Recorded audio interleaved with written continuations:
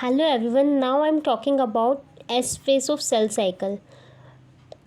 We have already discussed about different phases of cell cycle, G1, S, G2 and M phase. In this video, we will particularly talk about S phase of cell cycle, and I have already made a separate video for DNA replications. In eukaryotic cell, DNA amount is more, and in eukaryotic cell number of ora is there to replicate. ताकि अगर number of ओराई होंगे, ओराई इस it means जहाँ से replication हमारा start होगा, अगर number of ओराइज होंगे तो हमारा टाइम बचेगा. Otherwise if there is only one array then it will take more time to complete the cycle. फिर साइकिल को पूरा कंप्लीट होने में टाइम लगेगा अगर सिर्फ एक ही ओरिजिन होगा तो. और प्रोकैरियोट में क्या होता है, डीएनए अमाउंट कम होता है तो इतना टाइम नहीं लगता और फटाफट हो भी जाता है ओरिजिन की, इतनी कोई दिक्कत नहीं आती है. अब ये जो ओराई होता है हमारा, ये पूरे डीएनए पे डिस्ट्रीब्यूटेड होता है. और ये जो ओराई होता है, ओरिजिन ऑफ ये जो ओरिजिन है जहाँ से रेप्लिकेशन स्टार्ट होना है, यहाँ से हमारा ओआरसी बाइंड करेगा. ओआरसी क्या है? Origin recognition complex. ये अटैच होगा throughout the cycle and to origin recognition complex. यहाँ पर कुछ सर्टेन प्रोटीन्स इंटरेक्ट करेंगे टू फॉर्म प्री आरसी. ये और भी कुछ प्रोटीन्स बाइंड हो गए और ये हमारा बना है pre RC formation. Pre RC is pre replication complex. ये जो है ये हमारा जीवन साइकिल, यहाँ तक हमारी जीवन साइकिल चलेगी. इसके बाद हमारी आएगी एस फेज़. हमारा मतलब फाइनल जो एप्लीकेशन होगा वो इसके बाद वाले फेज़ में होगा. प्री आरसी बनने के बाद में जो होगा वो हमारा एस फेज़ में होगा. अब यहाँ पर प्री आरसी फॉर्म हो गया है और इसकी कुछ साइड से यहाँ पर एप्लीकेशन स्टार्ट होगा. अब जो सेल है ये एस फेज़ में आ भी गया है. इसके अलावा कुछ और प्रोटीन्स अटैच होंगे और क्या होगा वहाँ पर प्री इनिशिएशन कॉम्प्लेक्स फॉर्म होगा. मतलब सीडीके भी साथ साथ में एक्टिवेट होंगे. हमने अभी अलग अलग सीडीके पढ़े थे, एससीडीके, एमसीडीके. तो एस फेज़ में जाएंगे तो एससीडीके एक्टिवेशन होगा, एम फेज़ में आएंगे तो एमसीडीके का एक्टिवेशन होगा.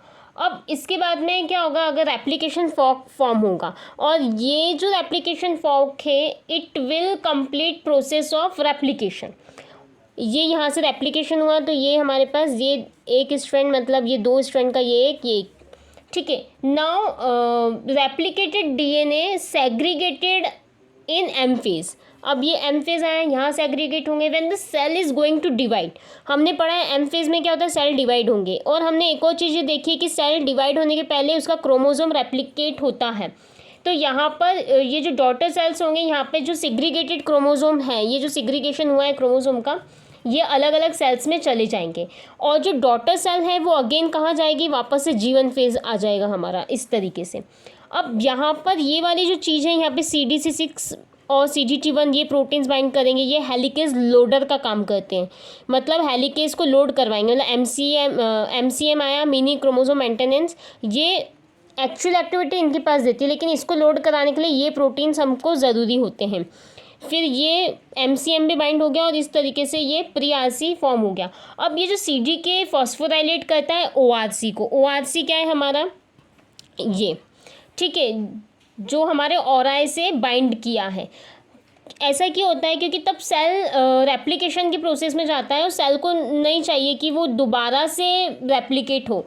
मतलब किसी भी न्यूक्लियोटाइड का सिर्फ सिंगल रेप्लिकेशन होना चाहिए एक ही बार में, डबल से रेप्लिकेशन नहीं होना चाहिए. अगर सेल साइकिल में ऐसा हुआ तो री रेप्लिकेशन हुआ, मतलब वापस से रेप्लिकेशन हो गया अगर ओराई नहीं हटेगा तो जो जीन का एक्सप्रेशन है वो बहुत एम्प्लीफाइड वे में होगा डॉटर में, और जिसकी वजह से हमें डिसेबिलिटी देखने को मिलेगी. अब यहाँ पर ये CDC6 और ये जो प्रोटीन्स है ये हमारे रिमूव हो जाएंगे, CGT1 इस तरीके से. और हेलिकेज अपना काम करेगा तो इस तरीके से अनवाइंडिंग होगी.